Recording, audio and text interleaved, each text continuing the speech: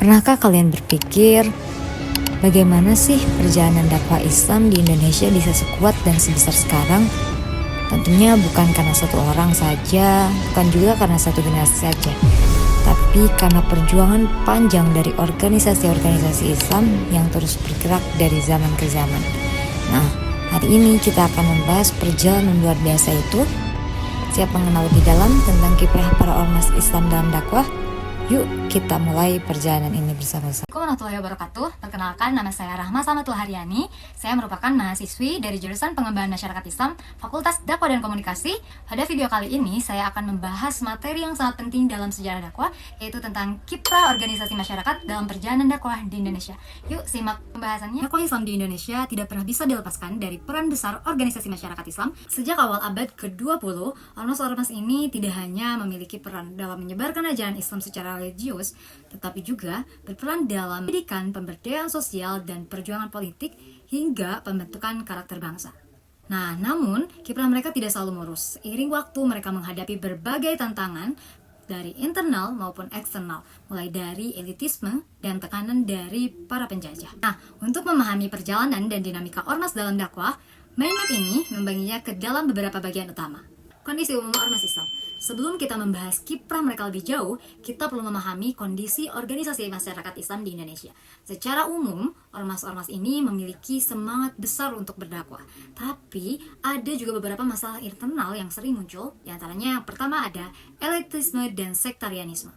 Beberapa organisasi masyarakat Islam terkesan lebih dekat dengan kalangan elit. Nah, hal ini yang membuat mereka kurang sulit menyentuh kaum-kaum bawah, masyarakat kelas bawah. Nah, sektarianisme sendiri juga menjadi masalah, di mana masing-masing ormas selalu merasa kelompoknya yang paling benar, kelompoknya yang paling baik. Nah, hal ini kadang memicu konflik antar sesama umat Islam itu sendiri. Kurang responsif terhadap isu kontemporer. Karena isu-isu kontemporer seperti timpangan ekonomi dan tantangan digitalisasi jarang mendapat perhatian utama dalam program dakwah.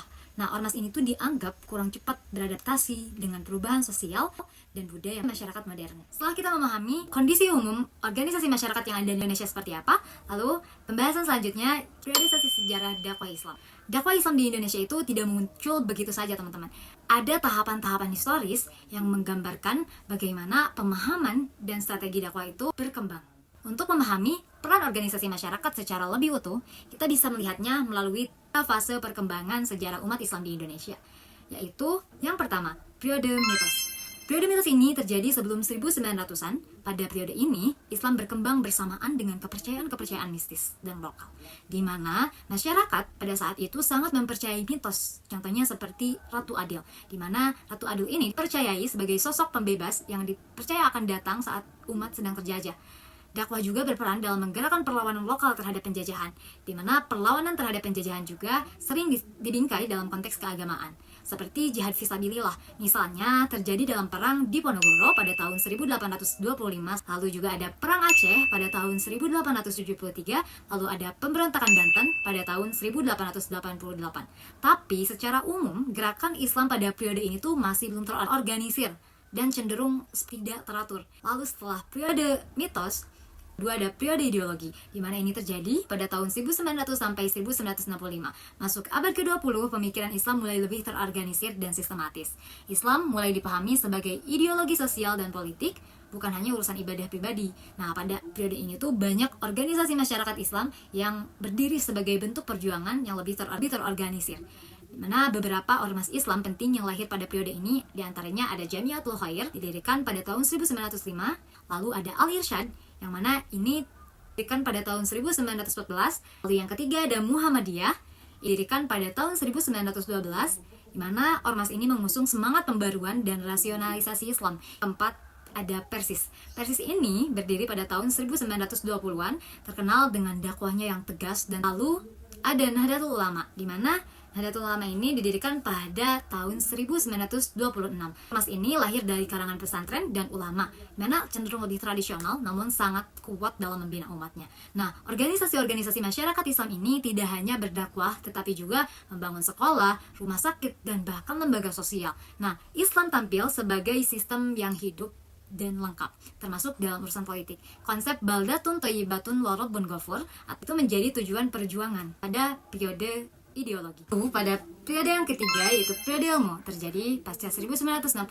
Setelah tahun 1965, khususnya setelah ancaman PKI mereda, ormas Islam mulai beralih dari pendekatan ideologis ke pendekatan ilmiah dan rasional.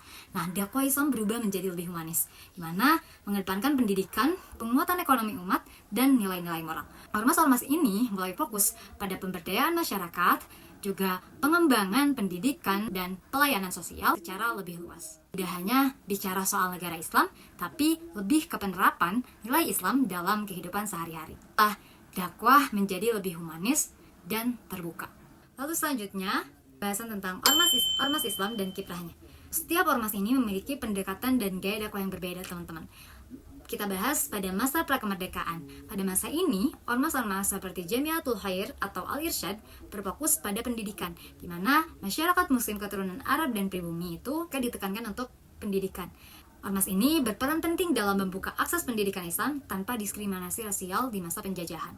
Nah, lalu ada Muhammadiyah. Muhammadiyah itu tampil sebagai pelopor pembaruan, di mana Muhammadiyah ini menekankan pendidikan yang modern, pemurnian ajaran Islam, dan pelayanan sosial. Juga Muhammadiyah ini tuh rasional dan moderat, banyak didukung oleh kalangan guru, pegawai, dan pedagang. Sedangkan Persis, pendekatannya dengan debat, polemik.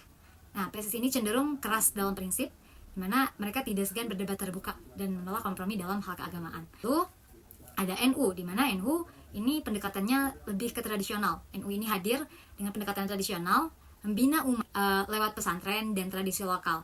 Nah, NU ini punya kekuatan pada basis pesantren dan masyarakat tradisional. Pendekatannya lebih kultural dan fleksibel terhadap tradisi lokal. Lalu kita bahas pada masa pasca kemerdekaan. Setelah Indonesia merdeka, lahir juga organisasi seperti Himpunan Mahasiswa Islam (HMI) yang didirikan pada tahun 1947. Di mana HMI ini berperan penting dalam mencetak kader pemimpin muda muslim di kampus dan birokrasi. Setiap ormas punya gaya dakwah yang unik. Tadi Muhammadiyah rasional dan reformis, sedangkan NU tradisional dan kultural, sedangkan Persis tegas dan skriptual, sementara HMI lebih banyak bergerak dalam dunia pendidikan dan kepemimpinan. Lalu, pada poin selanjutnya yaitu ormas dan politik Islam. Banyak ormas Islam yang tidak hanya berdakwah, tapi juga ikut aktif dalam perjuangan politik, terutama di era awal kemerdekaan. Islam seperti Masyumi lahir dari gabungan ormas-ormas besar. Mereka mengusung Islam sebagai dasar negara. Tapi kemudian muncullah perdebatan tentang dasar negara, apakah Pancasila atau syariat Islam. Nah, hal inilah yang menimbulkan perpecahan internal dari kalangan umat Islam itu sendiri. Nah, pada saat itu Masyumi dibubarkan pada tahun 1960 karena dianggap menentang pemerintah Orde Lama. Nah, sejak saat itu banyak aktivis Islam yang kecewa dan gerakan politik Islam pun melemah saat itu. Nah, akibatnya terjadi fragmentasi umat di mana kekuatan Islam terpecah ke berbagai arah dan tidak lagi bersatu dalam perjuangan politik. Lalu poin selanjutnya, peran penjajahan. Teman-teman, ternyata peran penjajahan juga mempengaruhi dalam arah dakwah, di mana pemerintah kolonial Belanda dan Jepang juga turut membentuk arah dakwah Islam. Belanda itu memisahkan agama dari politik, juga membangun sekolah-sekolah sekuler dan berusaha menekankan fanatisme Islam. Nah, sedangkan Jepang itu menggunakan pendekatan sentimen agama, di mana Jepang ini merangkul ulama dan tokoh agama untuk mendapatkan dukungan rakyat melalui organisasi seperti Hizbullah. Nah, kebijakan-kebijakan kolonial ini berdampak besar dalam arah politik dakwah umat Islam yang kemudian terbagi menjadi dua, berorientasi agama dan yang sekuler.